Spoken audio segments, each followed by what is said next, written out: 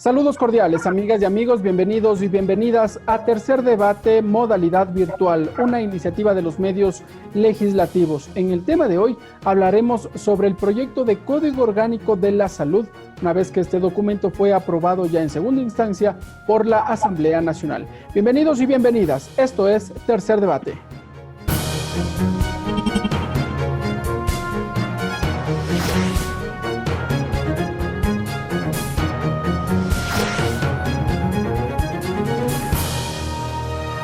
Tercer Debate, modalidad virtual.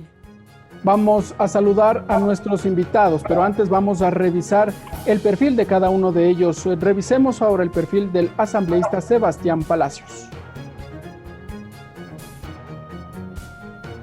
Sebastián Palacios, deportista, asambleísta por la provincia de Pichincha, integrante de la Comisión del Derecho a la Salud, coordinador del Grupo Parlamentario de Inclusión, Masificación y Fortalecimiento del Deporte. Para complementar este diálogo, revisamos ahora el perfil del legislador Esteban Torres. Esteban Torres, abogado, asambleísta por la provincia de Tungurahua, integrante de la Comisión de Justicia y Estructura del Estado. Lo dicho, tras 8 años de discusión por la Asamblea Nacional, finalmente el Pleno de la Legislatura aprobó el informe que fue elaborado por la Comisión del Derecho a la Salud respecto del proyecto de Código Orgánico de la Salud, este nuevo cuerpo legal que cuenta con más de 400 artículos y un sinnúmero de disposiciones entre las transitorias, las derogatorias también. Más detalles en el siguiente video. Ha sido aprobada la moción de aprobación del texto final del proyecto del Código Orgánico de Salud.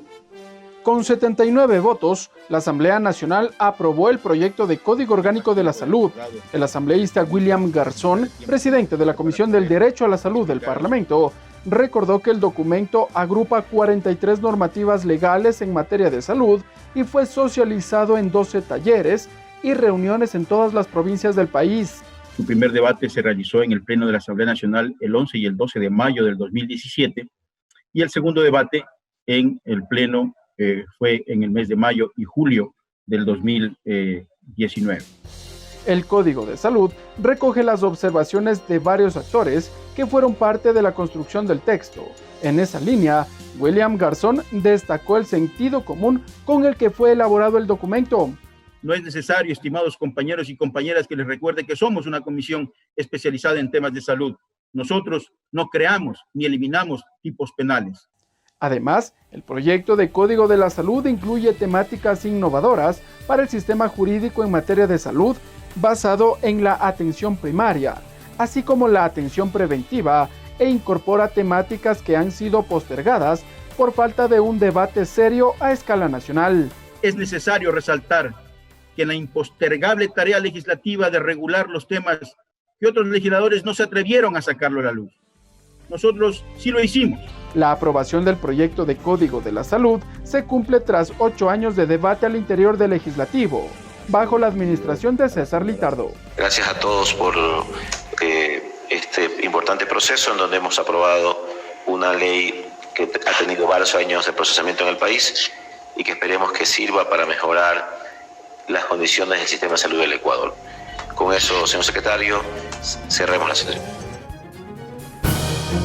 Siga Tercer Debate por Televisión Legislativa, Canal 42 en Quito, la radio de la Asamblea Nacional en todo el país.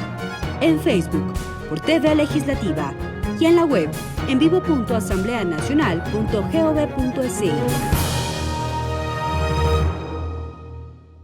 Bien, amigas y amigos, vamos a saludar ya con nuestros invitados. Asambleísta Sebastián Palacios, bienvenido a Tercer Debate.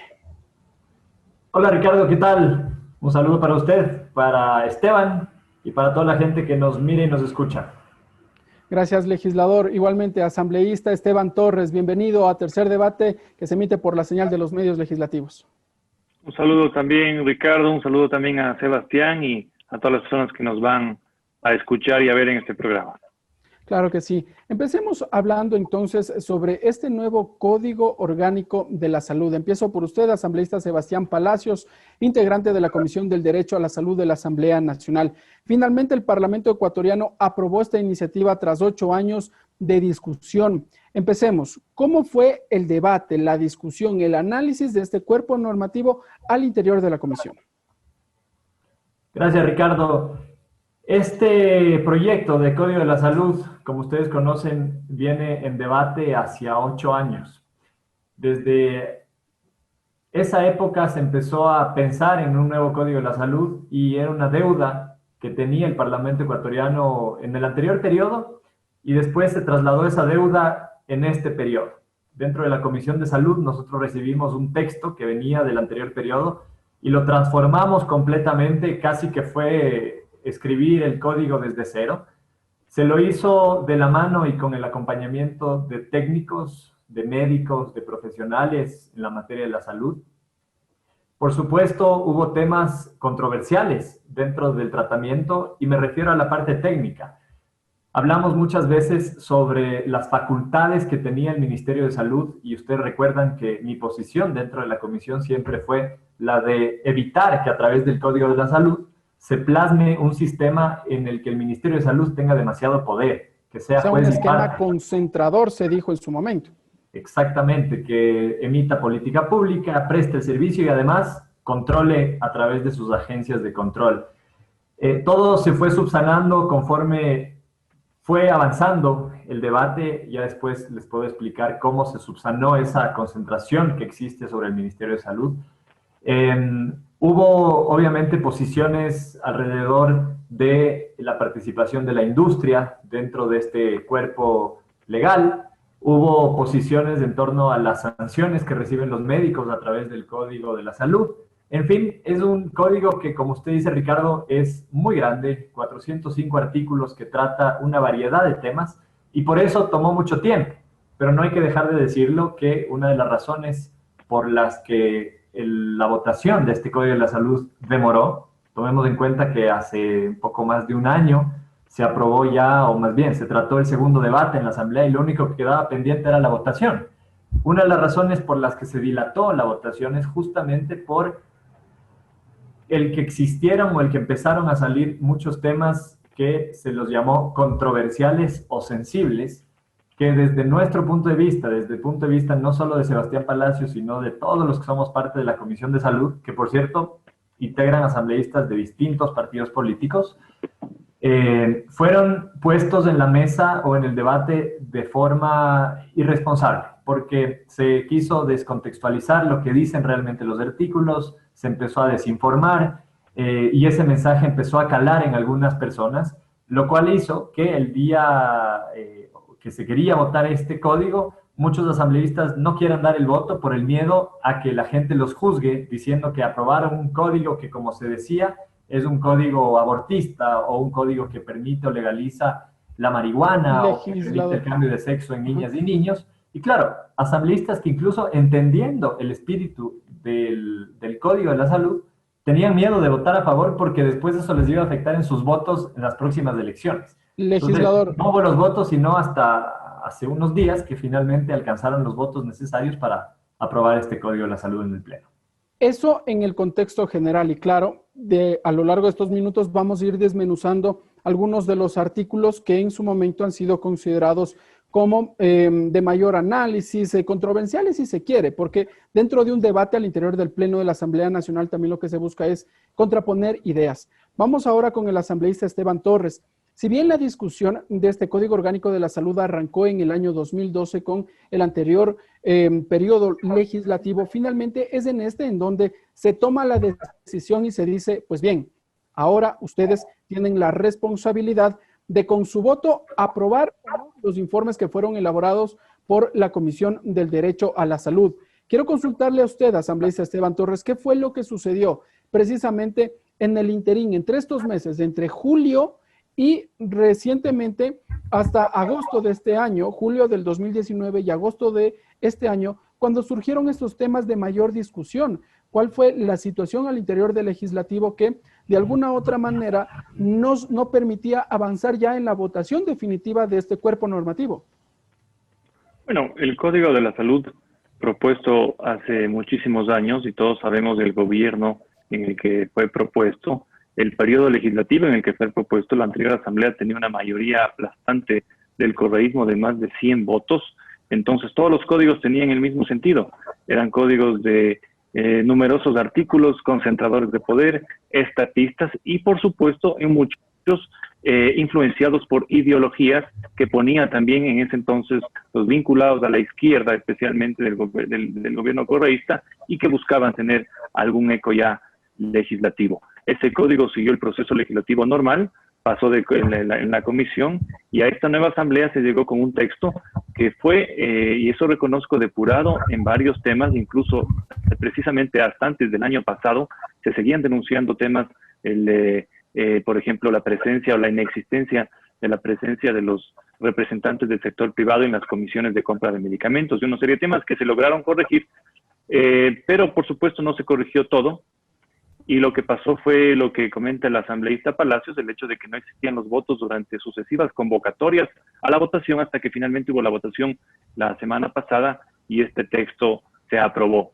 El texto, como yo le digo, propuesto hace 8 años, intentaba también de alguna forma empatar con una reforma al Código Orgánico Integral Penal, y cuando esa reforma al Código Integral Penal no se dio en algunos de los aspectos que se buscaban, fue el Código Orgánico de la Salud, y por propia voz de las personas que estaban atrás de que este código se apruebe, incluso por fuera de la asamblea, se buscaba hacer el código una puerta de entrada para normas, para temas que no se aprobaron en el Código Orgánico Integral Penal precisamente el año pasado. Asambleísta Torres, pero precisamente coincidían los tiempos cuando recuerdo que por el mes de diciembre del año anterior, en el Pleno de la Asamblea Nacional también se discutían las reformas al Código Orgánico Integral Penal que finalmente fueron aprobadas precisamente en diciembre del 2019. Y entre otros de los aspectos, allí se hablaba sobre precisamente no sancionar el uso del cannabis con el fin terapéutico, tema que también se encuentra en discusión, en debate aún dentro del Código de la Salud. Sí, bueno, el tema de cannabis realmente para mí no es uno de los puntos controversiales del Código de la Salud, no solo porque fue despenalizado ya en distintas formas en el Código Orgánico Integral Penal el año pasado, sino porque el uso terapéutico de ciertos componentes de la planta, especialmente de forma paliativa y en enfermedades que realmente a veces no tienen otra forma en la cual superar el dolor o incluso superar las afectaciones, está comprobado. Lo que a mí me preocupa de lo que se ha aprobado es que se le da la potestad aquí en este código al Ministerio de la Salud para precisamente expedir ese tipo de licencias, cuando vemos un ministerio que ni siquiera ha sido capaz de regular los más de 5,000 carnets de discapacidad que se expidieron el año pasado, y lo cual se convirtió en un verdadero negociado. Espero que eso no pase con las licencias, en este caso, para el tema del cannabis medicinal, y que además esto no signifique que incluso el narcotráfico utilice como puerta de entrada algún tipo de licencia o algún tipo de tema meramente legal para introducir otro tipo de drogas, otro tipo de sustancias psicotrópicas muy dañinas, especialmente para la juventud, que no están relacionadas con temas paliativos, con temas médicos, sino ahí sí con una destrucción del sistema interno de cada persona. Eso me preocupa a mí, pero de hecho de los puntos controversiales no es el más controversial en mi criterio personal, por supuesto. Yo no soy miembro de la Comisión de Salud, soy miembro de la Comisión de Justicia, y si bien hay representantes de mi bancada en la comisión, yo tengo mi propia opinión y les he hecho saber a ellos y a todos públicamente, porque yo me debo aquí especialmente a los ciudadanos y no a ningún partido. Uno de los aspectos que usted ha señalado y que me parece que hay que resaltarlo es que el Código Orgánico de la Salud no sanciona una actividad, una actitud, si se quiere, de los ciudadanos. Usted ha dicho que para sancionar se encuentra el Código Orgánico Integral Penal. Asambleísta Sebastián Palacios, con ello entonces lo que podemos entrar ya en materia de discusión de los temas que suenan sensibles es que el uso del cannabis con fin terapéutico no está en ningún articulado despenalizado en el Código de la Salud. Así es, Ricardo, y yo estoy seguro que Esteban me va a dar la razón en esto. Desde un punto de vista conceptual, ninguna norma puede contradecir desde el punto de vista penal a lo que dice el Código Integral Penal. El Código Integral Penal, más conocido como COIP, es el que legaliza o penaliza las actitudes y los actos. Un acto que está definido como punible dentro del Código Integral Penal no puede legalizarse a través de otra norma. Por eso es que es irreal decir que a través del Código de la Salud se estaría despenalizando el consumo de la marihuana, como algunas personas lo han dicho. Eso no es real, es falso. Lo que hace el Código de la Salud es traer la legalización o la despenalización del cannabis con fines terapéuticos. En realidad es de las medicinas que contengan sustancias sujetas a fiscalización, así es como se lo llama técnicamente, y el código recoge eso y obviamente lo que debe hacer es operativizar, es decir, definir quiénes van a ser las instituciones responsables de emitir los certificados desde la plantación, la producción, la distribución, la venta y por supuesto desde el lado del consumidor, qué enfermedades serán catalogadas como para poder acceder a este tipo de medicamentos y cuáles serán los lugares que podrán expender, que podrán vender los medicamentos con sustancias sujetas a fiscalización, como por ejemplo el cannabis para uso terapéutico. Es decir, ni siquiera cualquier ciudadano puede acceder a este tipo de medicamento si no está previamente certificado que esta persona posee una enfermedad en cuya medicina requiere exclusivamente del cannabidiol, que es el término técnico que lo manejaron al interior de la Comisión de Salud. Así es, Ricardo, exactamente. Y si leen el Código de la Salud, ustedes van a ver que, pese al código ser un paraguas y no poder ir a la parte reglamentaria como tal, el código sí dice que deberá existir una prescripción, deberá haber un certificado que un médico entregue a una persona que padece alguna enfermedad, por ejemplo, de Parkinson o de cáncer, y que necesite para evitar el dolor, para hacer un poco más vivible esta enfermedad, para paliar ese sufrimiento que tiene, el consumir este tipo de medicamento, el consumir cannabis, no de forma recreacional, sino de forma terapéutica, con fines medicinales. Ahora bien, asambleísta Esteban Torres, voy con usted. Uno de los temas que también generó discusión es respecto del sistema de salud, es la integración del Sistema Nacional de Salud que estará regentado por el Ministerio del Ramo. Entiendo que usted también tiene sus observaciones, una de ellas respecto de la entrega de certificaciones para que ciertas empresas puedan producir o adquirir o vender, de ser el caso, estos productos con cannabidiol. Bueno, en el tema del cannabis, lo que se discutió aquí realmente era un tema de, por ejemplo, si se podía hacer y producir en Ecuador o si era una mera importación por parte del Estado de estos productos, ante lo cual hubo varias voces. Yo por eso le digo, en ese tema creo que quedó bien esta parte del Código de la Salud. Lo único que a mí me preocupa, y eso es lo que le reitero, es que un ministerio que no se avanza ni siquiera a sostener la pandemia que estamos atravesando, no se diga los carnets de discapacidad, se le dé una nueva facultad para que además no sabemos cómo se vaya a regular. Mi preocupación es esa. Ya en la práctica, ¿qué es lo que puede suceder aquí? Lo que pasa en muchos estados de los Estados Unidos precisamente, en donde conseguir una prescripción médica por glaucoma no es nada difícil para cualquier persona que quiera tener una prescripción de uso medicinal del cannabis en aquellos estados en donde no está ya permitido de forma recreativa. Todo eso va a pasar en la práctica. Mi preocupación es un poco esa de que no sé cómo se van a manejar las licencias. La producción, en mi criterio, no está tampoco prohibida en el Ecuador, pero cualquier medicamento que quiera utilizar alguno de estos componentes, por supuesto que tiene que pasar, como cualquier otro medicamento, un proceso de revisión, de control, de aprobación y de prueba para que no sea negativo para la salud de cualquier persona que desee consumirlo o que necesite consumirlo. Es decir, se le estaría otorgando nuevos facultades, más poder al Ministerio de Salud en este caso.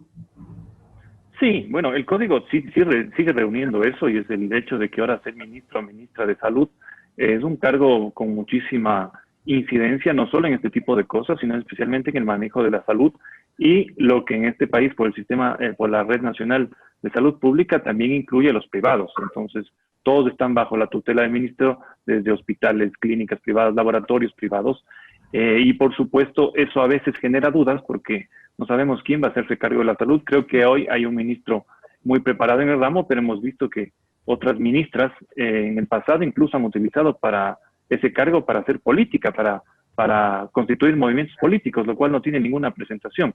Entonces yo espero que la salud, con este código que a mí no me gusta un poco cómo refuerza la potestad del ministro, hayan personas especializadas que conozcan y que sepan llevarlo de una manera equilibrada y no tampoco autoritaria y excesiva. Bueno, aunque también el ministro de Salud ahora último ha sido cuestionado también por varias comisiones legislativas, ha sido llamado a varias instancias del Parlamento ecuatoriano y allí se le han efectuado varias consultas respecto, sobre todo, al manejo de la pandemia. Asambleísta Sebastián Palacios, entonces, ¿cuál es su visión respecto de cómo queda la institucionalidad, el Sistema Nacional de Salud y ahora ya sabemos encabezado por el Ministerio del Ramo, el Ministerio de Salud? Ricardo, nada más para concluir la parte anterior sobre el cannabis con fines terapéuticos, creo que es muy importante que entendamos que el emitir políticas públicas y el redactar y aprobar leyes no debe estar circunscrito al gobierno de turno, ni a los funcionarios que son parte de ese gobierno de turno. Debemos pensar de manera general en cómo esas leyes benefician a la gente, ya la aplicación de esas leyes, y por eso yo siempre digo que las leyes no son un milagro y no son la panacea. Siempre dependeremos de cómo se aplique la ley y evidentemente en este proceso de entrega de certificados a quienes van a estar en toda la cadena, desde la producción hasta la venta del cannabis con fines terapéuticos, debe haber un correcto control. Yo incluso he hecho un llamado para que haga una veeduría o para que haya una veeduría ciudadana que pueda revisar el procedimiento de entrega de los certificados. Cuidado, y yo creo que es una preocupación muy adecuada, una preocupación viable, la que dice Esteban. Cuidado y esto se convierta después en un negociado de entregar certificados a grandes multinacionales. Entonces, ojalá y se escuche ese pedido que haya una veeduría ciudadana. Los asambleístas estemos pendientes también de cómo es ese proceso para que sea absolutamente transparente. Ahora, con respecto a el sistema de salud, como queda dentro del código, durante todo el debate yo tuve una posición clara y lo demostré a través de mi voto en el segundo libro, en el primer libro del Código de la Salud, que habla sobre el sistema de salud. Mi voto fue abstención en ese voto dentro de la comisión, porque yo no estaba de acuerdo en que se traslade el sistema actual de salud, en donde el Ministerio de Salud, como lo dije en la introducción, es juez y parte, tiene demasiados poderes, es un superministerio. ¿Cómo puedes tú garantizar calidad en el servicio de salud si tienes un Ministerio de Salud que es el que presta ese servicio y se autocontrola? Eso es ilógico, por decirlo menos. Después del primer debate y de haber presentado algunas observaciones en torno a esto, se hizo 2 modificaciones al texto que de alguna manera equilibran esto que estamos nosotros y yo lo estoy diciendo en este momento. Por un lado, se crea un Consejo Nacional de Salud, el Código de la Salud crea este consejo que no existe en la actualidad, y es un consejo que viene a ser como un cuerpo asesor, como un cuerpo colegiado en donde participa la sociedad civil, universidades, expertos en la materia, los GATS, es decir, municipios, prefecturas, y de alguna manera hacen un contrapeso a las decisiones que toma el Ministerio de Salud. Por un lado. ¿Voz y voto o simplemente expresan sus opiniones? Expresan sus opiniones porque el ente rector de salud es finalmente el que toma las decisiones. Pero ya es un cuerpo avalado a través de una ley, a través del Código de la Salud. De alguna manera hace un contrapeso. No la más efectiva, estoy de acuerdo, pero lo más efectivo no es posible hacerlo de manera inmediata. Imagínense lo que sería decir que desde mañana el servicio de salud debe ser desconcentrado, es decir, que ya no va a ser el ministerio el que lo preste, sino terceros los que presten los servicios de salud y que el ministerio... Privatizado, creería, uno podría entender así. No necesariamente privatizado, pero que no esté a cargo del ente que es el Ministerio de Salud. Y evidentemente eso es complicado en la práctica y además que no se lo puede hacer porque en la Constitución del 2008 pusieron algunos candados que limita el quitar facultades o el quitar competencias al Ministerio de Salud. Habría que hacer algunas reformas constitucionales que ustedes saben... La salud es pública, es lo que señala la Constitución. Así es, pero además la Constitución, de forma errada, da ya facultades específicas al ente rector de salud. y por eso es que no podemos quitar a través de un código algunas de esas facultades. Pero lo que sí dice el Código de la Salud, y esta es otra de las cosas logradas, es en una disposición transitoria, le da 2 años al Ecuador, le da 2 años al país para ir hacia esa división de las facultades entre emisión de política pública, prestación de servicio y control, que puedan ser divididas y que de esa manera se garantice la salud. Si es que hay que hacer cambios normativos a nivel de constitución, bueno, hay 2 años para hacerla. Si es que hay que hacer cambios a nivel administrativo, que los hay que hacer, bueno, tendrán 2 años para hacerlo. Y de esa manera iremos hacia ese sistema que funcione bien. ¿Quisiéramos hacer eso hoy? Sí, seguro, pero no se lo puede hacer porque, como digo, habría que hacer cambios tanto administrativos complejos, pero sobre todo cambios en la Constitución que demoran mucho tiempo, como ustedes saben. Y hay un hecho que es innegable. El Ecuador en este momento atraviesa por temas electorales y sin duda este es uno de los temas sensibles, si se quiere, en la discusión nacional. Legisladores, vamos a ir cerrando brevemente este primer bloque. Quisiera una apreciación muy breve, muy concreta por parte del legislador Esteban Torres respecto de esta primera etapa del bloque del programa. En la segunda parte vamos a conversar ya de al menos 2 aspectos que están en la esfera pública, están en el debate nacional y que sin duda sería bueno también obtener las opiniones por parte de ustedes. Asambleísta Esteban Torres, entonces, en algo podemos ir ya coincidiendo, si se quiere, con el asambleísta Sebastián Palacios, y es en las críticas en cuanto a los poderes que tendría ahora el Ministerio de Salud respecto de precisamente estas facultades que le otorga el Código Orgánico a este Ministerio del Ramo. Así es innegable el poder que tiene el Ministerio, pero además lo que le llama la atención a muchos ciudadanos de que se haya aprobado este código en plena pandemia es que no va a servir para solucionar en absoluto la crisis sanitaria que vive el Ecuador. Aquí se malentendió desde hace muchos años, de nivel incluso constitucional, que por ejemplo el IES tenía que ser parte también de la red de salud pública, y lo cual ha significado hoy que el IES esté quebrado. Que las clínicas privadas, por ejemplo, tengan que estar necesariamente también recibiendo pacientes incluso sin poder cobrar, y ahora las clínicas también están quebradas y la deuda que mantiene el ministerio es impagable. Entonces ese es el problema también. Nunca se pensó aquí en fortalecer el sistema nacional y el servicio de salud pública, dejando por supuesto a salvo y sin dañar al sistema de salud que provee el IES, a sus afiliados también, porque esa es plata, esas inversiones, esos son hospitales de los afiliados, y por supuesto el tema privado para que cualquier persona se quiera atender. Entonces ese es el problema, y no arregla este código, esta situación, no estaba pensado para arreglar. No lo hace, no se logra esta articulación para que finalmente los ciudadanos puedan acceder a un servicio de salud, sea por el ministerio o por el Seguro Social. Bueno, eso está presente, eso se da, que puedan acceder por cualquier servicio. Yo me refiero a la sostenibilidad de ese servicio, porque si seguimos con esta política, el IES, nos dijo el nuevo directivo, estaba a 3 meses de no tener con qué pagar ya las jubilaciones y más. Entonces, tampoco podemos sacrificar todo el sistema por algo que debería darlo el Servicio Nacional Público. Entonces, esos son los temas que este código no se pensaron, y por supuesto que no se pensaron, porque este código tiene 8 años, tuvo una discusión pre-pandemia. La pandemia únicamente lo que hizo es revelar el sistema calamitoso de la salud sanitaria, del tema sanitario en el país. Entonces, esa es un poco la crítica, porque no va a haber mayor respuesta a lo que está sucediendo, más aún cuando el ministerio sigue controlando especialmente lo que se refiere a compra pública de medicamentos, que ya hemos visto en los casos de corrupción para lo que eso ha servido, incluso desde clínicas privadas y hospitales privados, la compra de medicamentos a sobreprecios para beneficiar a una u otra persona. Entonces, esos son temas que no se atacan y que no veo que el código los resuelva de alguna forma. Muy bien, legisladores, vamos a cerrar este primer bloque del programa, nos vamos a una breve pausa. Cuando regresemos hablaremos sobre la emergencia obstétrica, uno de los artículos que propone precisamente el Código Orgánico de la Salud. Sigan con nosotros, amigas y amigos, esto es Tercer Debate.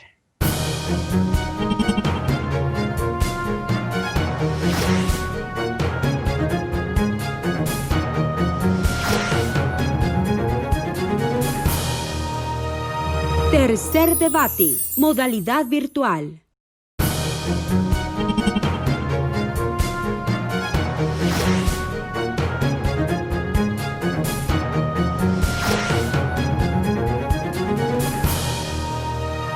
Tercer debate, modalidad virtual. Siga Tercer Debate por Televisión Legislativa, Canal 42 en Quito, la radio de la Asamblea Nacional en todo el país. En Facebook, por TV Legislativa, y en la web, en vivo.asambleanacional.gov.es. Bien, gracias amigas y amigos por continuar con nosotros en este su programa Tercer Debate. Conversamos con los asambleístas Sebastián Palacios y Esteban Torres respecto del proyecto de Código Orgánico de la Salud. Asambleísta Sebastián Palacios, empiezo por usted. Uno de los temas que está en discusión, lo dijimos al cierre del bloque anterior, es la emergencia obstétrica. ¿Cómo se encuentra el articulado dentro del Código Orgánico de la Salud de este proyecto que aún está en discusión, ahora ya en manos del presidente de la República para su observación pertinente? Sí, Ricardo, para hacer una conexión y darle un hilo con lo conversado en la parte anterior, decíamos dos cosas que creo que son importantes tomarlas en cuenta. La primera es que ningún cuerpo puede despenalizar lo que ya está penalizado a través del COIP. Sabemos que el aborto está penalizado en el Código Integral Penal y hay dos excepciones, ustedes la conocen. La una es cuando una mujer con discapacidad mental ha sido violada y la otra excepción es cuando la vida de la madre corre peligro. Pero fuera de esas excepciones, el aborto está penado dentro del Código Integral Penal. ¿Eso sigue? ¿Está penado el aborto? Es. Tal cual. Así es, tomando en cuenta esas dos excepciones. El debate alrededor de la despenalización del aborto en casos de violación ya se dio hace poco más de un año en la Asamblea Nacional.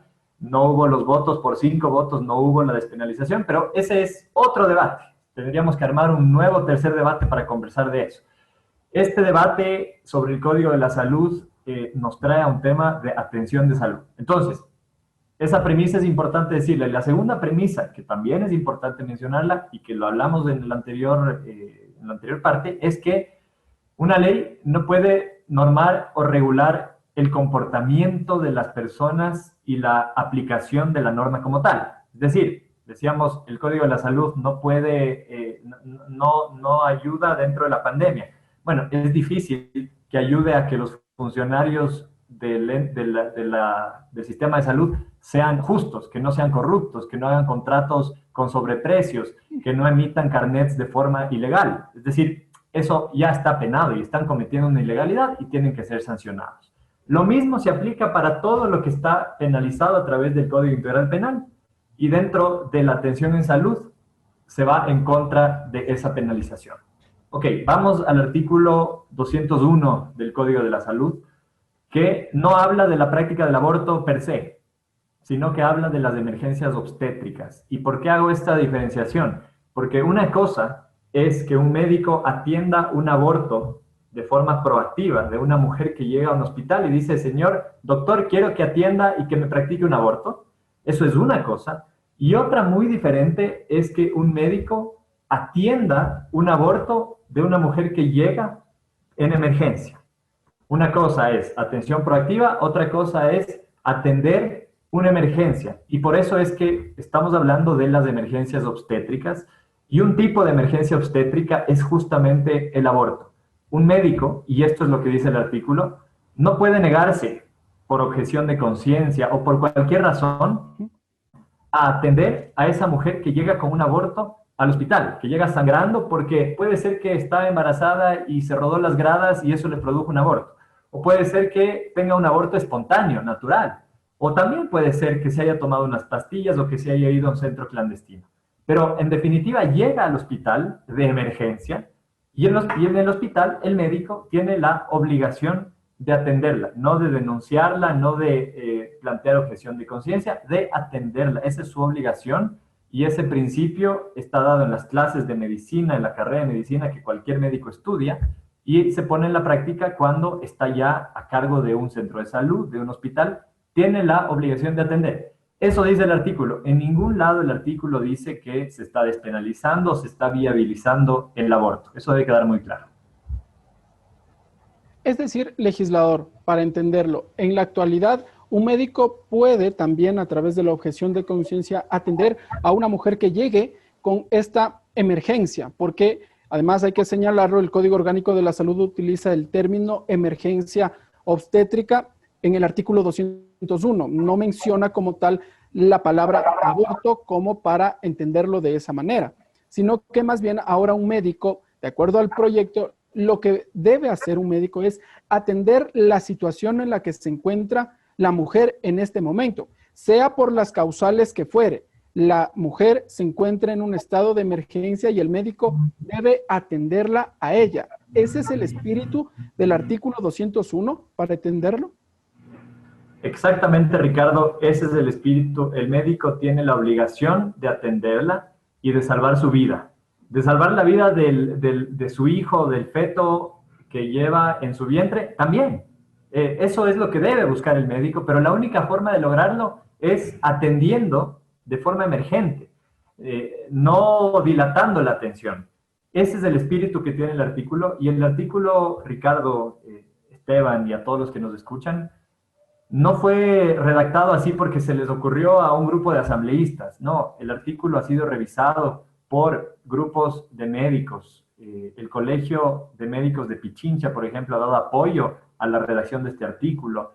Doctores que lo han leído, han entendido y lo interpretan claramente, porque el día de mañana, cualquiera de nosotros puede, nuestra esposa, nuestra hija, un familiar, llegar a un hospital con un aborto en curso, causado por la razón que sea, y nosotros no quisiéramos pues que el médico diga, no, yo no la voy a atender. Imaginémonos un centro de salud con un solo médico ginecólogo, lo grave que sería esto, se estaría poniendo en peligro la vida de esa mujer, y eso es lo que debemos evitar, y por eso es que se redacta el artículo tal cual como está.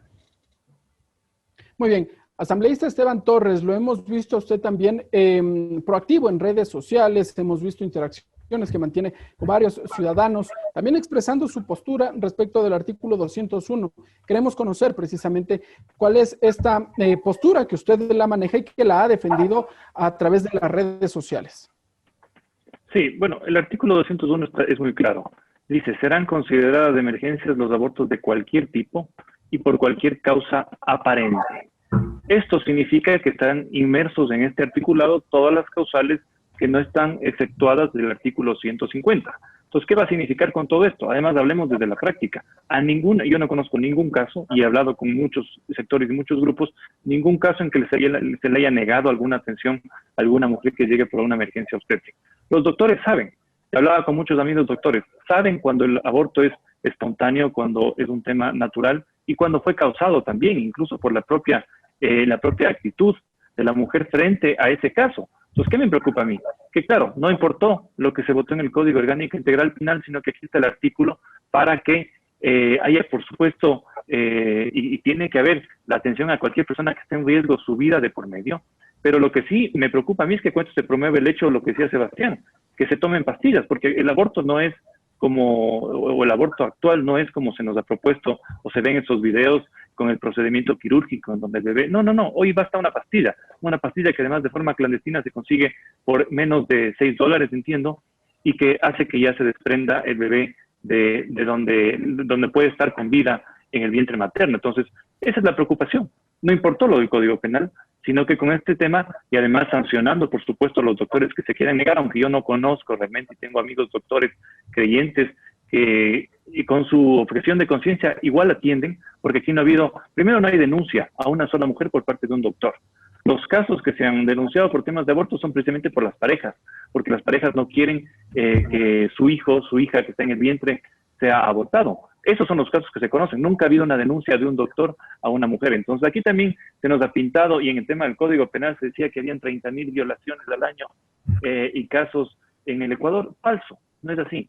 Entonces eso es lo que preocupa, que este término que ha estado presente desde el principio en el Código de la Salud sea ahora sí utilizado para justificar y para tapar cualquier tipo de aborto, porque nadie puede dudar que en un caso de arrojamiento, un tema natural, en donde está, por cierto, de por medio la vida de la madre, tenga que haber una atención inmediata, además, porque eso no se puede esperar, porque pueden haber infecciones y luego complicaciones a la salud.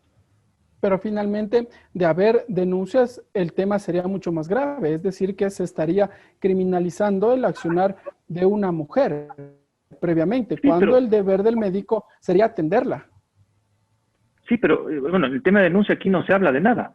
Y en la práctica no han existido casos, yo les digo, de parte que un doctor vaya a denunciar a una persona por ir y decir practicó un aborto no permitido, no exceptuado por el 150 del COPI. No existe eso. Eso es lo que se nos ha intentado vender. Y por eso el artículo, como yo le digo, y que se ponga aquí que de todo, de cualquier tipo, sí es peligroso, porque el hecho que está justificado. Y pensemos no solo en los casos en donde hay una madre sola. ¿Qué pasa cuando hay violaciones sistemáticas en la familia? Y cuando es el propio padre, el propio tío, el propio familiar, el que le hace abortar a propósito. Tiene la justificación en el artículo 201 para ir todas las veces que quiera a la clínica a obligarle a abortar a esa persona sin que esa persona no pueda decir nada y, por supuesto, sin que haya ninguna sanción a este individuo. Eso puede pasar y eso es lo que pasa. Y con el artículo 201 está ya cubierto o estaría cubierto. Asambleísta Sebastián Palacios, su postura, por favor. Sí, Ricardo, es importante decir que los artículos de este código y este artículo se basó en los testimonios que recibimos dentro de la comisión. Ustedes dirán, bueno, pero ¿cuáles fueron esos testimonios?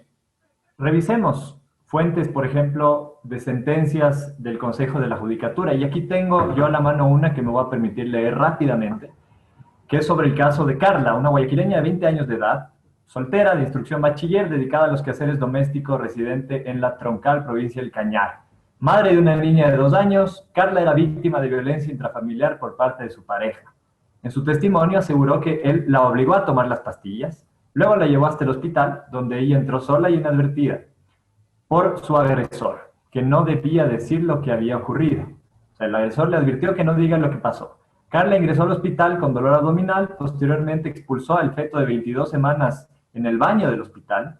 Ella fue denunciada por el personal del hospital. Sí hay denuncias. El 90% de mujeres que llegan con un aborto son denunciadas.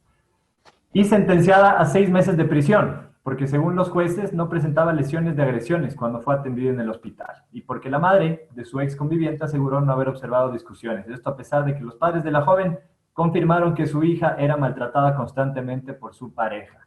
Después se le concedió suspensión condicional de la pena y se le impulsó a trabajo comunitario. Ese es uno de los tantos casos de mujeres que han sido denunciadas, Ricardo, Esteban, y que entendemos no era justo en este caso que sean denunciadas. Lo justo era que sean atendidas, no que arroje el feto en un baño, como es este caso, sino que puedan ser atendidas de emergencia. Y ese es el espíritu del artículo. El artículo no habla de casos en los que las mujeres vayan y pidan un aborto. Y no lo habla no solo porque es penado en la actualidad, como ya lo dije en un inicio, sino porque ese tipo de actos, Ricardo y amigos, hoy en día, sin un código de la salud, sin una norma, un médico podría realizar un aborto, lo podría hacer, estaría incumpliendo la norma. Lo mismo ocurre con este artículo dentro del Código de la Salud. Si es que tenemos este artículo y un médico quiere realizar un aborto de forma clandestina, de forma ilegal, igual lo puede hacer. Eso sí, estará actuando ilegalmente y deberá ser penado o deberá ser sancionado. Este artículo se enfoca en casos como los que he leído, en casos que lleguen con un aborto. Esteban ha dicho, en casos en que se vulnere la vida de la madre, obviamente el médico lo debe atender. Bueno, si estamos de acuerdo con eso, entonces estamos de acuerdo con que exista un artículo dentro del Código de la Salud que no permita que el médico, por objeción de conciencia o por cualquier razón, no atienda esa emergencia. El médico tiene la obligación de salvaguardar la vida de la madre, el médico tiene la obligación de atenderla. Cualquier interpretación tercera o miedo o susto que pueda haber alrededor de este código o de este artículo es personal. Lo importante es que quienes van a atender y quienes deben aplicar este código, que son los médicos, lo entiendan muy bien. Y como yo le he dicho, los médicos cuando leen este artículo entienden claramente que se trata de una emergencia obstétrica, porque el título del artículo es emergencia obstétrica. Es en el marco de una emergencia que estamos hablando sobre una mujer que llega con un aborto en curso.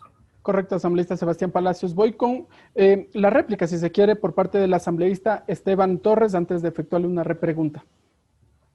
Sí, bueno, y en el caso de Carla que mencionaba Sebastián, ¿en qué ayuda este artículo? La pregunta. Su pareja le va a seguir haciendo que se tome las pastillas que sea, ahora ya va a tener la atención en el hospital, pero esto no va a corregir el problema, va a seguir sucediendo, ahí fue, en ese caso fue en el baño del hospital, pero ahora será con un procedimiento, pero va a seguir sucediendo. Ese es el problema. Se ha dado la justificación para que prácticas como estas, que se dan en muchas en muchas relaciones, se sigan dando. Ese es el problema, esa es la preocupación de que se haya abierto la puerta a todo.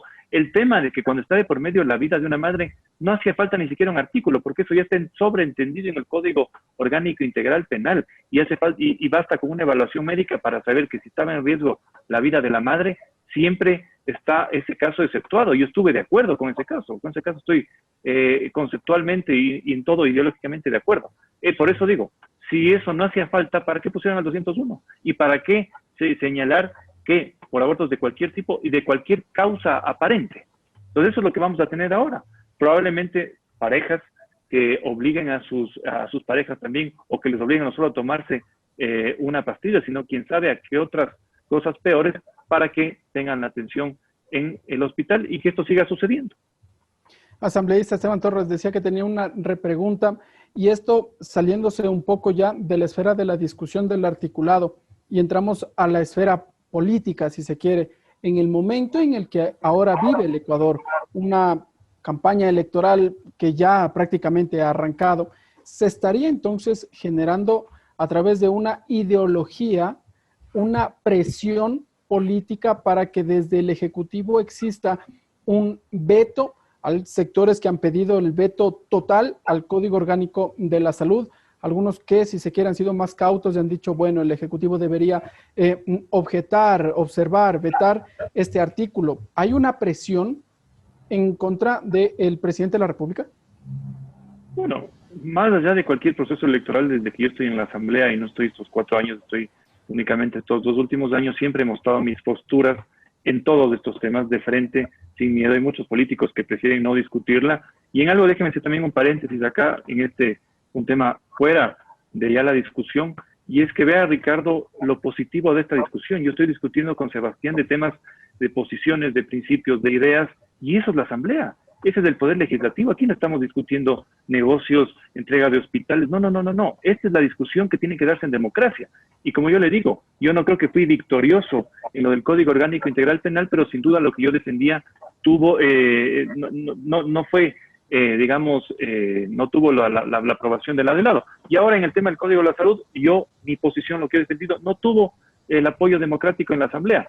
Lo que puede pasar ahora es que el Ejecutivo, y por supuesto que hay que presionarle al Ejecutivo, pero tiene que ser solo él el que tome la decisión, y la presión viene de todo lado, cada uno defendiendo sus posturas, y es lo que hay que rescatar de este debate. Estamos debatiendo temas, principios, ideas, temas sobre las leyes. Aquí no estamos en la discusión que le ha pasado a la Asamblea estos meses, lamentablemente, y eso es positivo. Entonces hay que ver ahora qué pasa con el Ejecutivo, qué decisión toma sobre el veto, y por supuesto la Asamblea se puede ratificar en los textos si el presidente llegara a vetar parcialmente. Tiene para eso que reunir el ponente 90 voluntades y ratificarse en el texto, y si existen los votos, eso pasa en democracia, y por eso, y yo, más allá de lo que suceda con el veto, lo que sucedió en la votación, yo siempre estoy abierto al debate, a defender mis posiciones, y así sea minoría, porque en algunos casos he sido minoría, siempre las defenderé. Asambleísta Sebastián Palacios, la presión política entonces es evidente y más ahora en la campaña electoral que vive el país.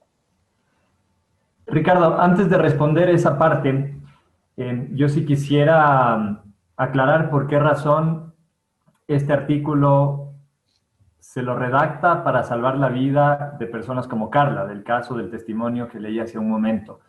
Porque justamente lo que buscaría es que los médicos, el cuerpo médico no la denuncie, sino que la atiendan. Entendamos que ella puso en riesgo su vida al momento de entrar a ese baño, de esconderse. ¿Quién sabe todo lo que sintió en ese momento? Ella pudo haber muerto. Por suerte no murió, pero hay muchas mujeres que sí mueren por no ser atendidas. Primero. Segundo, Esteban estaba de acuerdo en que si el COIP despenalizó la práctica o el consumo del cannabis con fines terapéuticos, a través del Código de la Salud se operativice esa despenalización. La misma lógica deberíamos tener con la práctica del aborto con fines terapéuticos en una emergencia obstétrica que estaría atado, como Esteban mismo lo dijo, a la segunda excepción, cuando la vida de la madre corra peligro. Si es que el Código Integral Penal ya tiene esa excepción y tratamos de un Código de la Salud, entonces se tiene que operativizar desde el punto de vista de salud. Y la forma de operativizarlo, entre otras, es diciendo que los médicos tienen la obligación de atender a esa mujer que llega con un aborto. Creo que eso es fundamental y debe haber una coherencia dentro del análisis de ambos temas y de otros temas además que el Código de la Salud trae de lo que puede despenalizar el Código Integral Penal. Y lo tercero, sobre ese mismo tema, yo estoy de acuerdo con Esteban, no deberíamos vivir en un país en donde la pareja le obligue a tomar pastillas o en un país en donde cerca de 11 mujeres denuncian haber sido violadas en la fiscalía. Pero ahí veo una contradicción con la posición, tal vez no de Esteban porque no le he escuchado decir, pero sí de muchos grupos que se quejan del Código de la Salud porque permite y porque avala la educación sexual en niños, en niñas y en jóvenes. ¿Cómo queremos que una mujer no llegue a la pubertad o a su edad como joven y tenga relaciones sexuales sin cuidarse? O quiera practicarse un aborto, o quiera tomarse pastillas. Justamente se lo hace a través de la educación sexual. Entonces no podemos negarnos a eso y esa ha sido también una de las quejas que han habido con respecto a eso. Finalmente, según lo que usted me decía, Ricardo, de la presión política, hay una presión política y eso va a ser normal y creo que lo que debemos lograr quienes queremos hacer una política distinta y responsable es no caer en esa presión política y cuando tratamos un texto tan sensible como es la salud de los ecuatorianos, debemos mostrar esa responsabilidad más que nunca. Muy bien, legislador, nos quedan 5 minutos nada más y quisiera topar el último aspecto que también ha sido considerado de interés, de debate en la esfera pública y tiene que ver con la maternidad subrogante. ¿En qué consiste, asambleísta Sebastián Palacios? ¿Cómo está redactado el articulado? Y después voy a pedir la apreciación por parte del legislador Esteban Torres. Empiezo por usted, asambleísta Palacios. La maternidad subrogada, Ricardo, existe en nuestro país y existe en el mundo. Es cuando una mujer, por X razón, por ejemplo, porque no puede tener un hijo, le pide a otra mujer que lleve el embarazo y que después le entregue el hijo. Eso es la maternidad subrogada. Se ha querido decir que el Código de la Salud permite o fomenta los vientres de alquiler, lo cual es falso. Más bien, este artículo, si ustedes lo revisan dentro del Código de la Salud, prohíbe los vientres de alquiler, prohíbe una contraprestación económica cuando exista maternidad subrogada. Esa es la diferencia, la prestación económica. Exactamente, eso es la diferencia entre la práctica de la maternidad subrogada como tal y el alquiler, porque el alquiler obviamente implica un intercambio normalmente de dinero. ¿Y qué ha pasado? En el Ecuador se dicen, hay negociados de esto, hay personas que utilizan esto como un negocio y eso se quiere evitar. Y por eso el artículo lo que dice, en definitiva, es que se puede dar el tema del vientre subrogado en casos que la mujer no pueda tener hijos y hay dos excepciones muy importantes. La primera es que no se lo puede practicar en niñas y jóvenes y la segunda es que no puede haber una contraprestación económica. Entonces, correcto, quienes dicen que esto fomenta los vientres de alquiler, más bien es todo lo contrario. Lo que hace es prohibir los vientres de alquiler. Muy bien. Asambleísta Esteban Torres, su apreciación brevemente, por favor. Sí, yo propuse hace algunos meses una ley muy polémica también que trataba este tema, la ley por la familia. No el hecho de maternidad subrogada, porque ¿qué es lo que va a pasar en la práctica? ¿Y qué es lo que se da en la práctica? Siempre hay alguna contraprestación, salvo que sea alguien dentro de la familia, es decir, que una mujer le pida a su hermana que haga eso. Hay un problema jurídico también de qué va a pasar luego. La madre siempre será la madre que dio a luz a ese hijo, porque eso está certificado, no se puede poner en otro tema. Aquí no va a haber un contrato, acaso que alguien va a hacer un contrato y decir me vas a pagar, pero lo que se ha visto en todo el mundo es que hay otro tipo de contraprestaciones. El hecho de que no te doy la plata, o al menos no te doy la plata en cheque, te doy en efectivo, o como ha sucedido también, hay una contraprestación, te pago a la universidad, o lo que sea. Lo que propusimos en esta ley, que ni siquiera ha tenido trámite del CAL, por supuesto, es el hecho de que alguien que tenga un embarazo no deseado, para no recurrir a un aborto, pueda dar en adopción desde que está en el vientre materno, siempre teniendo una posibilidad de quedarse con su hijo o con su hija cuando pueda dar a luz, sin que tampoco hayan contraprestaciones económicas. ¿Y por qué? Porque en el país hay un tema muy grave también. Hay parejas que no pueden tener hijos, pero hay muchos niños abandonados, muchos niños en centros que están solos, que no tienen padres, y que además los procesos de adopción aquí duran 2 años, incluso más, y por eso propusimos en esta ley rebajarlo a 1 año, y eso es lo que se busca, que los niños que ya están en el Ecuador que ya están buscando a sus padres puedan más bien ser adoptados y no que se dé una especie de mercado, porque eso es lo que va a pasar. Y no pensemos quizás en mujeres ecuatorianas, pensemos también en mujeres extranjeras que están en nuestro país en una situación muy calamitosa, muy complicada. Esto va a ser, ¿por qué no? Si eso se oferta ya ahorita en Mercado Libre, vaya usted en Mercado Libre y va a encontrar ofertas. Entonces, esos son los temas que preocupan y por eso creo que esto no era conveniente probar. Correcto. Legisladores, nos queda un minuto. Voy a pedirles conclusiones en 10 segundos a cada uno. Conclusiones, expectativas de lo que será la objeción, de lo que se ha anunciado ya por parte del Gobierno Nacional al proyecto de Código Orgánico de la Salud. Empiezo por usted, asambleísta Torres. Sus conclusiones respecto de este cuerpo legal. Bueno, yo creo que este cuerpo legal, como siempre se quiso buscar, incluso por la antigüedad, como un caballo de Troya para permitir conductas que no estaban en ese entonces permitidas en el Código Orgánico Integral Penal. Cuando no se permitieron, hoy se insistió en este código y bueno, hay los votos. Yo lo que espero es que el presidente se tome su tiempo, razone y emita su veto y que la Asamblea luego con los votos que tenga, ya sea para ratificarse o allanarse, haga lo propio. Legislador Sebastián Palacios, conclusiones, por favor. Ricardo, yo espero que el presidente analice este texto de forma técnica, el presidente y su equipo jurídico lo analicen de forma técnica, que no se dejen llevar por mensajes, por presiones o por panfletos que dicen cosas que están muy alejadas de la realidad de lo que dice el Código de la Salud.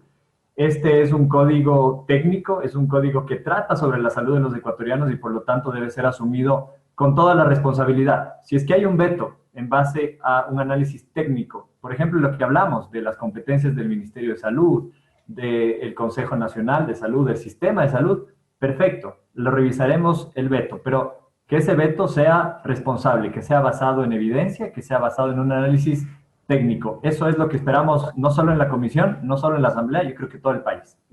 Muy bien, gracias asambleísta Sebastián Palacios, gracias asambleísta Esteban Torres, gracias amigas y amigos, como siempre, ustedes, desde donde nos escuchen, desde donde nos miren, tendrán sus conclusiones. El objetivo de este programa es exponer a ustedes las visiones por parte de los legisladores de lo que fue la construcción, en este caso, del Código Orgánico de la Salud. Gracias legisladores, nos volveremos a encontrar, amigas y amigos, en una próxima edición. Esto fue Tercer Debate, modalidad virtual.